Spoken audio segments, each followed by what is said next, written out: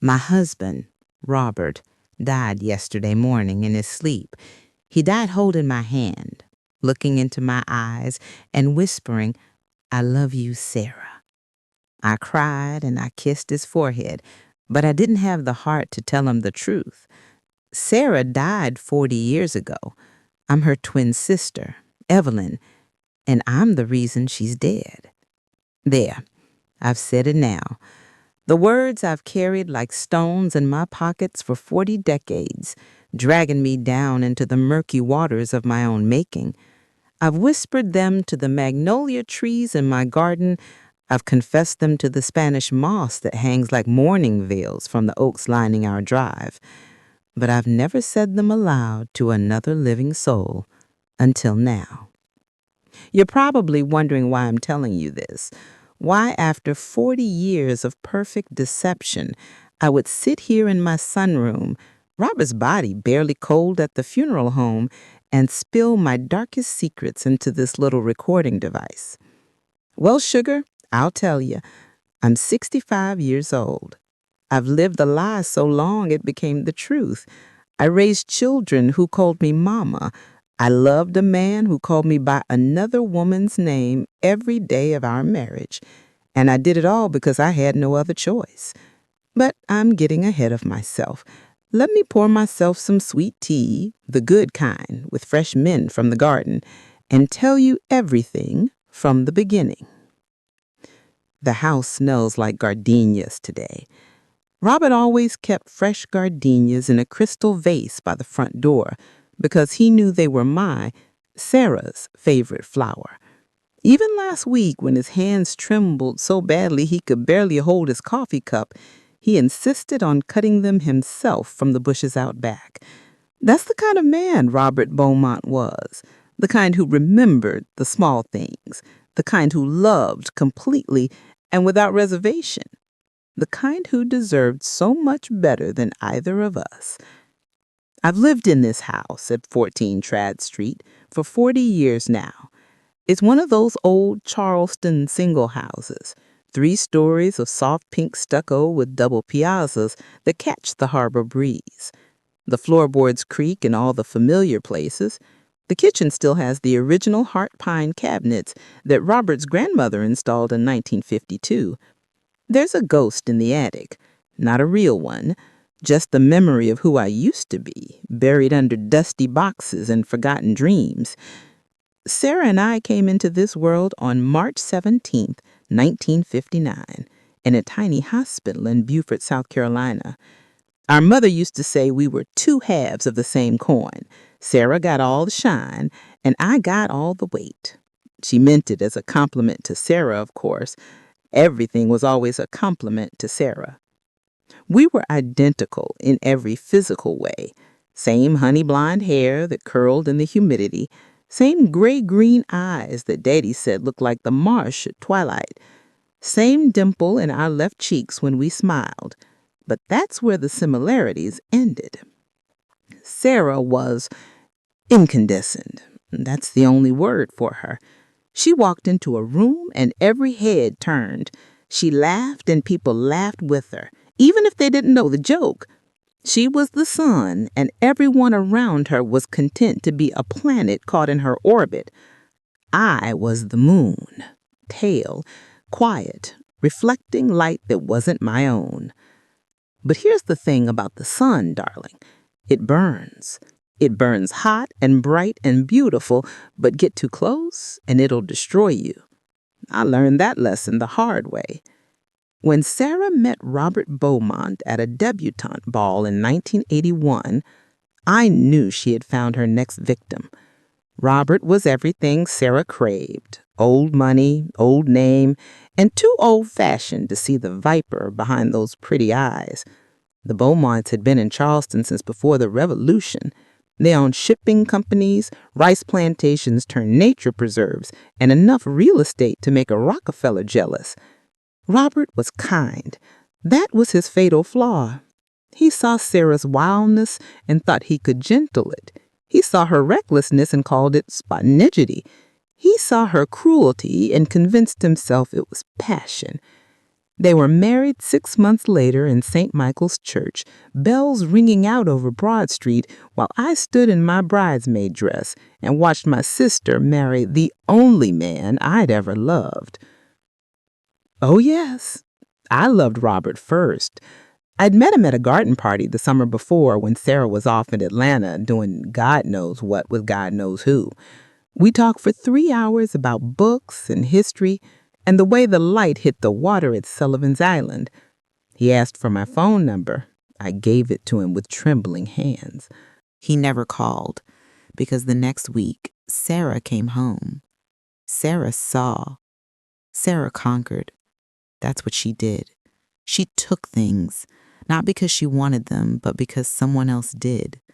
My toys when we were children, my friends in high school, my dreams of becoming an English teacher, and finally my Robert. But I swallowed my heartbreak like good Southern women have done for generations.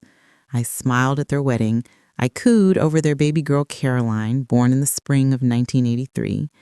I came to Sunday dinners and helped address Christmas cards and pretended I didn't die a little every time Robert looked at my sister with all that love wasted on someone who would never deserve it. I became the perfect sister-in-law, the perfect aunt, the perfect supporting character in Sarah's dramatic life. And I learned how Sarah walked, that particular sway she had, like she was always hearing music no one else could hear. I learned how she wrote, the looping cursive, the way she dotted her eyes with little circles when she was feeling whimsical. I learned how she laughed, that bright, sharp sound like champagne bubbles bursting. I learned how she said Robert's name, the way she drew out the O like it was something sweet on her tongue. I told myself it was just observation, just a twin's natural attunement to her other half, just idle curiosity. I know now it was preparation. For 40 years, I've been Sarah. I've raised Caroline and her brother Thomas, born 3 years into my deception from my own body, but given his father's first wife's name as his legacy. I've hosted charity galas and garden club meetings. I've made Robert's favorite shrimp and grits every Sunday morning and laughed at his terrible jokes and held his hand through his first heart attack, his second, and finally his last breath. I've loved him. God help me. I've loved him with everything I had. Every morning when he called me Sarah, I answered. Every night when he reached for me in the dark, I went to him. Every time he told me stories about our courtship, stories that belonged to another woman, I smiled and nodded and added details I'd memorized from Sarah's diary. And every single day, I've carried the weight of what I did to earn this life. The guilt doesn't get lighter with time, whatever they tell you. It just becomes familiar, like an old friend who's overstayed their welcome, but you're too polite to ask them to leave. But now Robert's gone, and I find myself sitting here in his favorite chair, surrounded by sympathy flowers and casseroles from well-meaning neighbors, and I realize I've been holding my breath for 40 years, waiting for someone to finally see through the mask. They never did. So let me tell you about the night I became Sarah Beaumont. Let me tell you about the rain and the river and the choice that defined the rest of my life. The summer of 1984 was the hottest on record. The whole low country felt like it was being slowly boiled alive, the air so thick with humidity you could practically swim through it. The Spanish moss hung lank and gray, and even the cicadas seemed too exhausted to sing. Sarah had been getting worse for months. The cocaine habit she'd picked up in Atlanta had followed her to Charleston like a stray dog. She'd lost weight, too much weight. Her beautiful face had gone sharp and angular, her eyes glassy and distant even when she was looking right at you. Robert didn't want to see it. He made excuses. He blamed postpartum depression, stress, the heat. He sent her to a spa in Asheville, and she came back worse than before, pupils dilated and nose running. But I always saw Sarah, even when no one else wanted to. That summer, she started disappearing. 3 days here, a week there. She'd come home smelling of cigarettes and cheap motel rooms, and Robert would welcome her back with open arms and no questions. Little Caroline was just 14 months old, toddling around on chubby legs, completely unaware that her mother barely looked at her.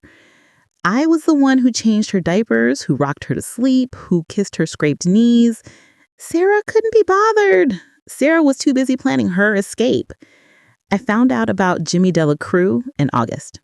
I'd gone to Sarah's townhouse. She and Robert had been living separately for months by then, though they kept up appearances in public. She wasn't home, but the door was unlocked. Classic Sarah, careless about everything that mattered. The documents were on her desk, but so was something else. A letter, half written in Sarah's looping handwriting. I shouldn't have read it. I know that, but I did. Jimmy, my love, it began. I've got everything arranged. By Saturday, I'll have the money from Robert's safe. $200,000 should be enough to get us to Mexico and keep us comfortable until the ransom comes through. Once Robert pays to get me back, we'll have another $500,000 at least.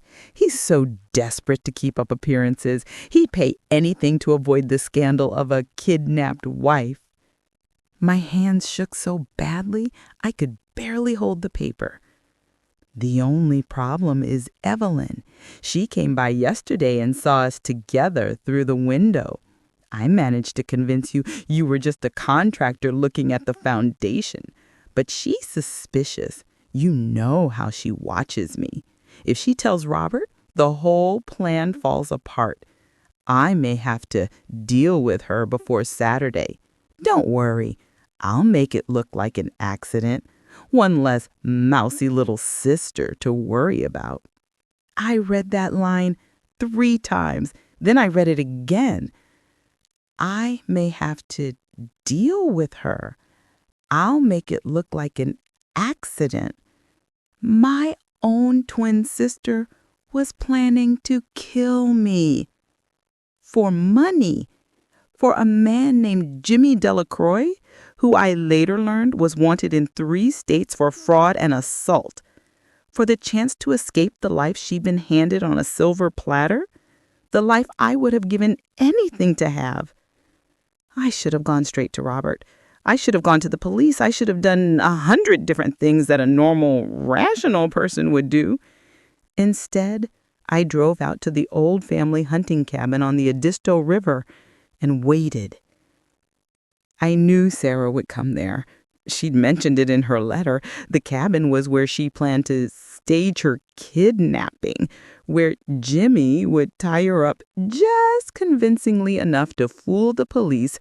Then they'd disappear together while Robert paid the ransom to empty accounts. The cabin sat on a bluff overlooking a bend in the river where the current ran fast and deep. We'd gone there as children, back when Daddy was still alive, back when our family was still something resembling whole. Sarah had always hated it.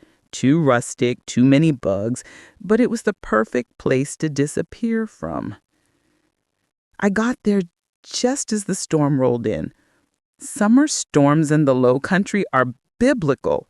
The sky goes green and purple and the wind comes up so fast you'd swear God himself was breathing down your neck. The rain doesn't fall. It attacks. Sheets of water so thick you can't see your hand in front of your face. I sat in my car and watched the cabin through the deluge.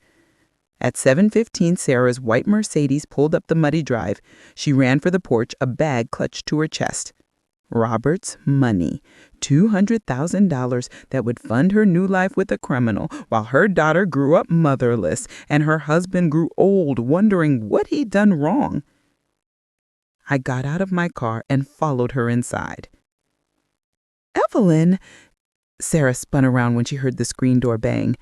Her eyes were wild, cocaine wild, panic wild. "What are you doing here?"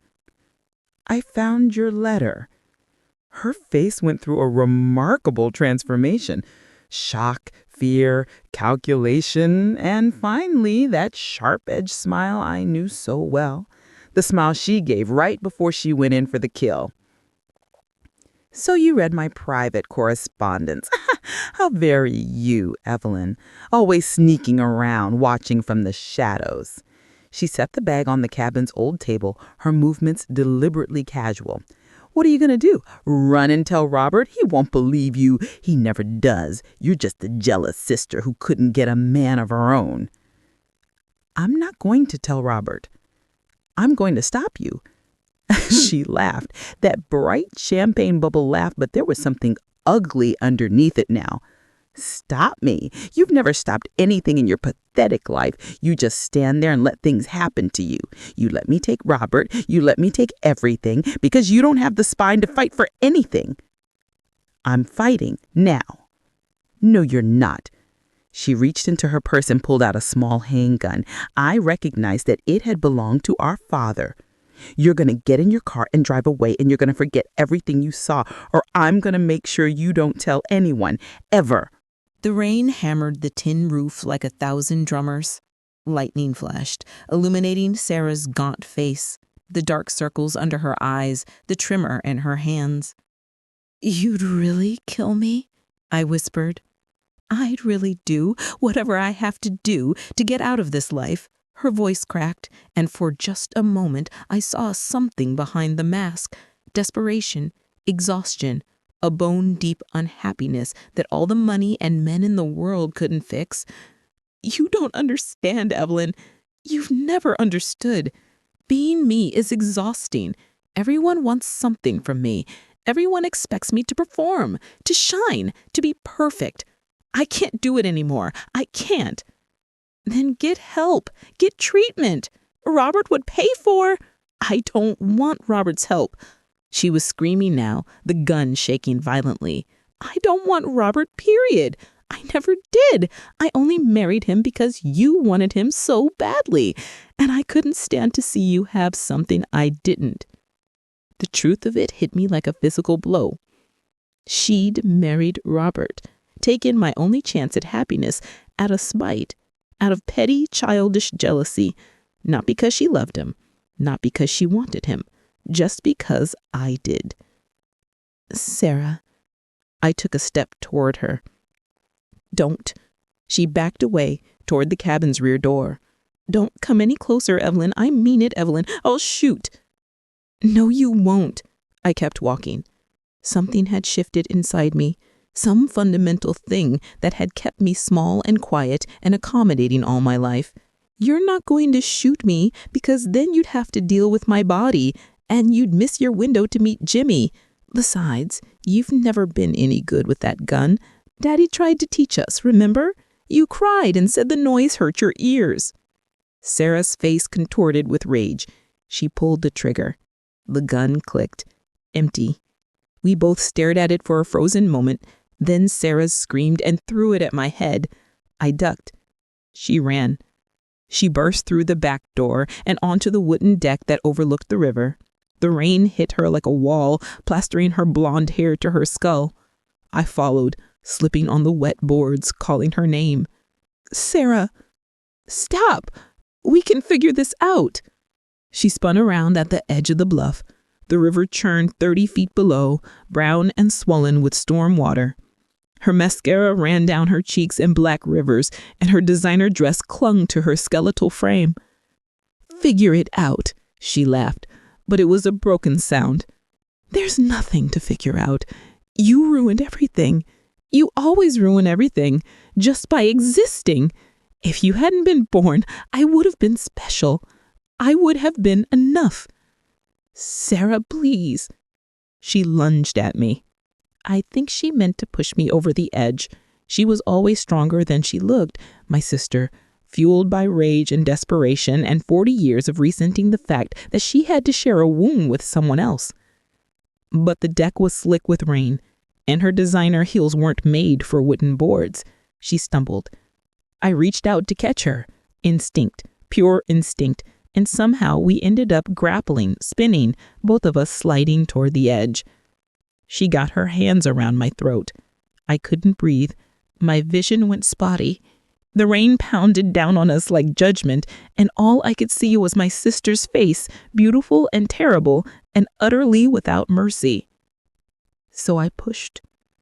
I pushed with everything I had, with 40 years of swallowed anger and stolen dreams and love that was never returned. I pushed and she flew backward, and for an eternal moment she hung there in the rain, like something from a nightmare. Arms pinwheeling, mouth open in a silent scream. Then she was gone. The river swallowed her without a sound. I don't know how long I stood there.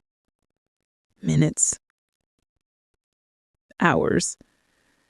The storm raged and passed, and still I stood at the edge of that bluff staring at the dark water below. Finally, mechanically, I walked back into the cabin. Sarah's bag was still on the table. I opened it and found the money, neat bundles of $100 bills, more cash than I had ever seen in my life, her car keys, her wallet with all her identification, and at the very bottom, a letter. Robert, by the time you read this, I'll be gone. I never loved you. I never wanted our life. I married you to prove I could, and I stayed because I was too weak to leave. Don't try to find me. Tell Caroline I'm sorry. I was never meant to be a mother. Sarah. She'd written it. She'd actually written a letter telling Robert the truth, telling him their entire marriage was a lie, planning to leave it where he'd find it after she disappeared. I read it 3 times. Then I burned it in the cabin's fireplace, watching the paper curl and blacken until nothing remained but ash. I took off my own clothes, soaked through, stained with mud and something that might have been blood from where Sarah's nails had scratched my arms. I put on the spare dress Sarah had packed in her bag. I put Sarah's wedding ring on my finger. She had taken it off, ready to start her new life unencumbered. I looked in the cabin's dusty mirror and saw my sister staring back at me. Then I got in Sarah's Mercedes and drove to Robert's house, where my daughter was sleeping. And my husband was waiting. The funeral was yesterday. Robert looked so peaceful in his casket, his silver hair combed back the way he always wore it, his hands folded over his best navy suit. Half of Charleston turned out to pay their respects. The Beaumonts had been pillars of this community for 2 centuries. I played the grieving widow perfectly, dabbed at my eyes with a lace handkerchief, accepted condolences with quiet grace, thanked the pastor for his lovely eulogy, pretended I didn't notice Caroline's worried glances, the way my daughter, my beautiful, brilliant daughter, kept touching my arm as if to make sure I was still there. She's 41 now, Caroline. She looks just like me, like Sarah. She has a family of her own, a husband who adores her, 2 children who call me Gamma. She teaches kindergarten and volunteers at the homeless shelter and never, ever takes anything for granted. I did that. I raised her right. I broke the cycle of cruelty that Sarah would have perpetuated, and I made something good out of all that tragedy. Thomas came too, of course, 37 years old. Robert's eyes in my face, or Sarah's face, depending on how you look at it. He's a doctor, a pediatric surgeon, saves children's lives every day. He held my hand through the entire service and told me Dad was finally at peace. I smiled and nodded and pretended my heart wasn't breaking.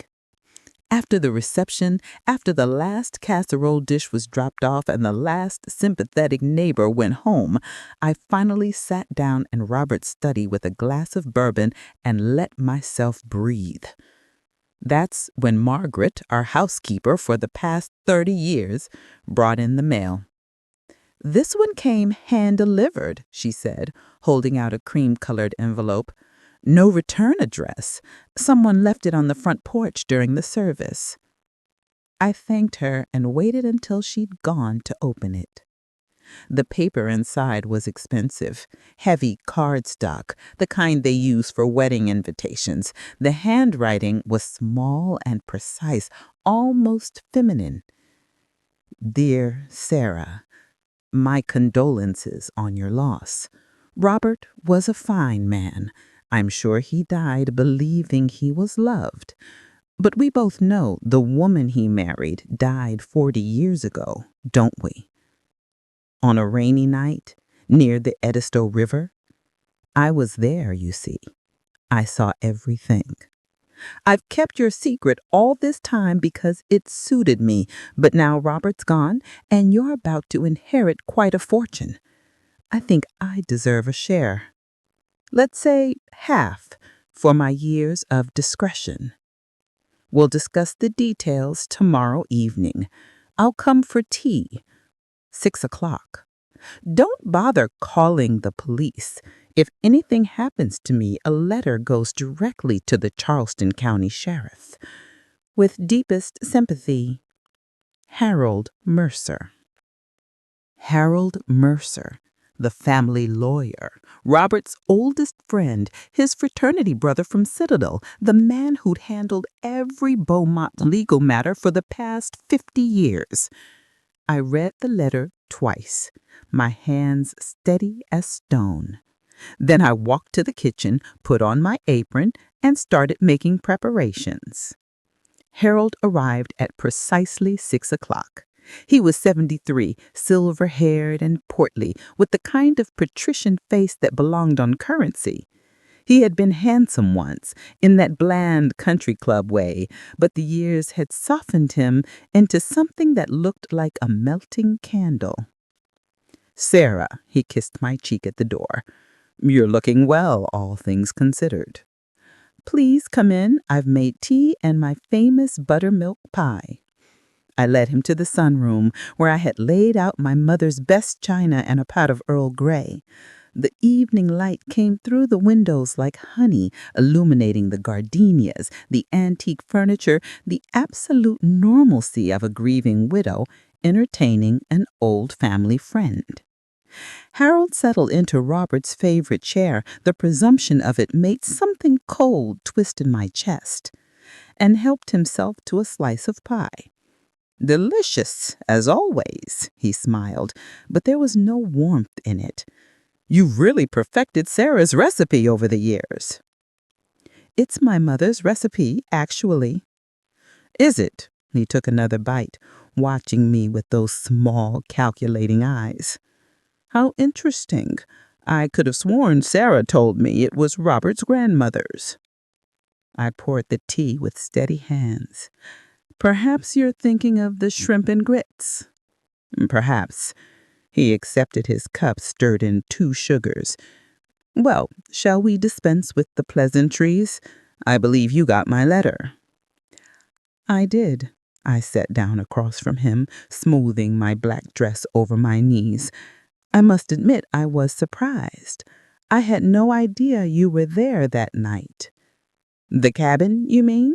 He chuckled, a wet, unpleasant sound. "I wasn't, but I was at the river landing, about half a mile downstream. Fishing, terrible habit, but it relaxes me. I saw you drive past in Sarah's car.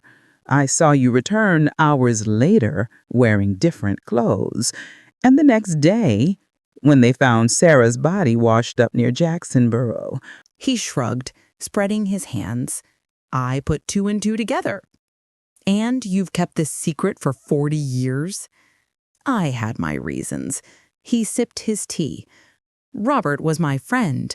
I could see you were making him happy, happier than Sarah ever did, certainly.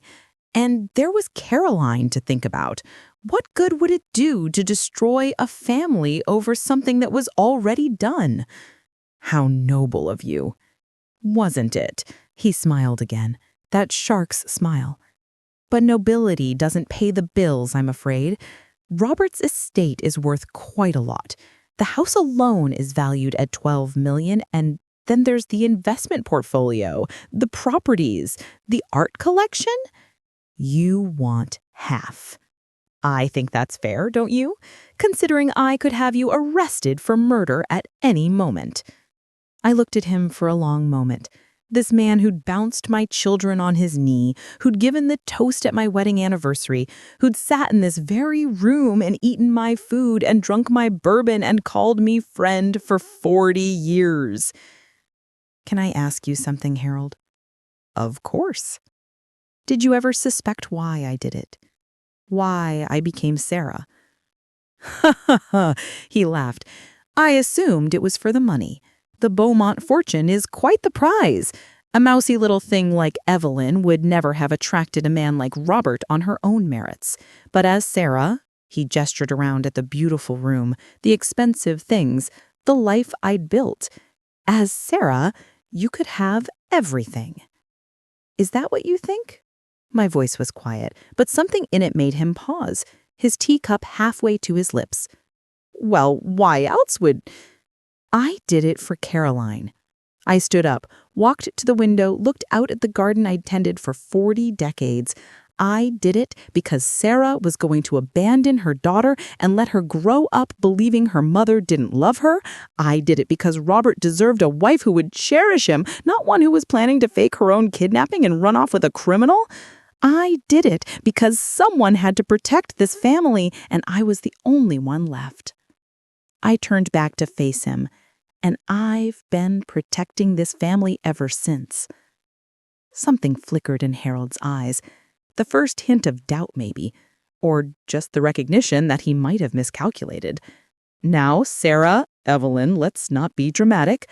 I'm not asking for anything unreasonable. A business arrangement, that's all. You pay me, I keep your secret, and we both go on with our lives. You know what I've realized, Harold? I walked back to my chair, but I didn't sit. I stood over him, close enough to see the crumbs of pie on his napkin, the slight tremor in his hands. 40 years is a long time to practice being someone else. I learned all of Sarah's tricks, her charm, her beauty. I smiled and I saw him flinch. But I also learned something else. Something Sarah knew instinctively, but I had to figure out the hard way. I leaned down, close enough to whisper, "The art of the kill." What? You've been drinking my special tea, the kind I make with foxglove from my garden. Lovely flowers, I'm sure you've admired them. Also known as digitalis. Fatal in sufficient quantities and completely undetectable in a man your age with a documented heart condition. He tried to stand, but his legs buckled. The teacup shattered on the hardwood floor. You can't. I can. I watched him slump back into the chair, his face going gray, his breath coming in short gasps. The letter. The police. We'll find a letter written by a man who was clearly unstable, a man grieving the loss of his oldest friend, a man whose death tragically will be attributed to natural causes, a heart attack brought on by the stress of Robert's passing. I knelt beside him, the same way I'd knelt beside Robert's bed yesterday morning, and I watched the light fade from his eyes. I'm not that mousy little sister anymore, Harold. I haven't been for a very long time. I'm Sarah Beaumont. I'm Evelyn. I'm whoever I need to be to keep my family safe. His hand reached for me, grasping at air. That's the thing about underestimating quiet women, I said softly. We have so much time to think, to plan, to prepare. Harold Mercer died at 6:47 p.m. in Robert Beaumont's favorite chair, with the taste of buttermilk pie still on his lips. I called 911 at 6:52. Please hurry, I sobbed into the phone, my voice breaking with perfectly calibrated grief. It's Harold Mercer. He came for tea and he just collapsed. I think it's his heart. Oh, God. First Robert and now Harold.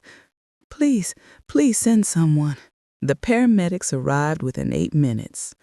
They pronounced him dead at the scene. The police officer who took my statement was a nice young man, very sympathetic.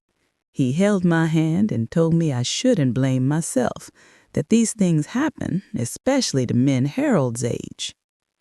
The stress of losing a friend can be too much for an older heart, he said, shaking his head. I'm so sorry for your loss, Mrs. Beaumont. Thank you, officer. I dabbed at my eyes with my lace handkerchief. He was like family. After everyone left, the police, the coroner, the concerned neighbors who came to check on me when they saw the ambulance, I sat down in my sunroom and finished recording this confession. Why? Because I'm tired, sugar. Tired of carrying these secrets alone. Tired of being the only person in the world who knows the truth about Sarah and Evelyn and all the messy, bloody history between us. But also because I want someone to understand. I'm not a monster. I'm not a cold-blooded killer, whatever you might think after hearing all this. I'm a woman who was backed into a corner and did what she had to do to survive, to protect the people she loved, to build something beautiful out of something terrible. Caroline and Thomas don't know the truth. They'll never know. As far as they're concerned, I'm their mother, Sarah, who loved them and raised them and gave them every opportunity in life. That's the only truth that matters now. But Robert knew. At the end, when his mind started to slip and the past and present blurred together, he said things, strange things. He called me Evelyn sometimes when he thought I wasn't listening. He'd hold my hand and look at me with those kind eyes and whisper, "Thank you for staying. Thank you for loving her children." I think maybe he figured it out years ago.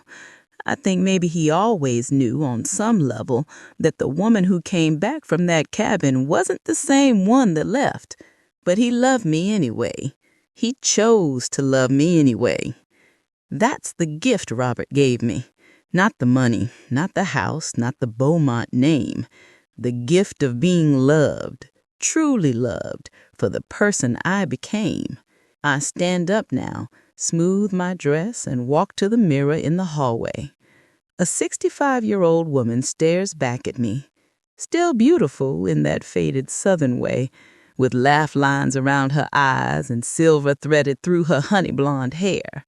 I don't know who she is anymore. Sarah? Evelyn? Some strange hybrid of both, forged in tragedy and tempered by time. Maybe it doesn't matter. Robert is waiting for me, I say to my reflection, but I think I'll make him wait a little longer.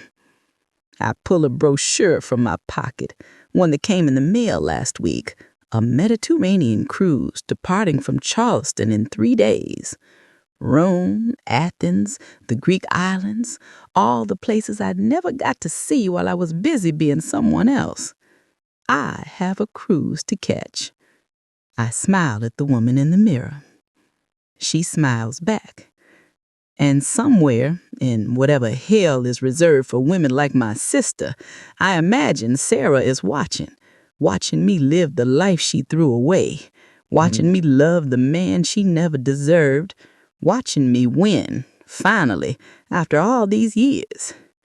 "Goodbye, Sarah," I whisper, then turn off the recorder, tuck it to a drawer where no one will ever find it, and start packing my bags.